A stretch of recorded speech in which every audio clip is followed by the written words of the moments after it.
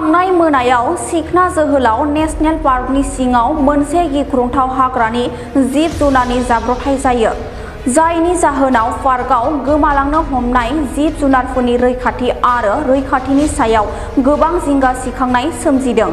खौरां मोन्नाय बायदिब्ला श्री गौतम घोष मुंनि सुबुङा सालायबाय थानाय AS19K0106 नम्बरनि मारुति वागन आर VXI मुंनि गारिया मोननो थाङै गल्डेन लांगुर आरो हर्नबिलखौ एक्सिडेन्ट खालामना जिउ खोमायो।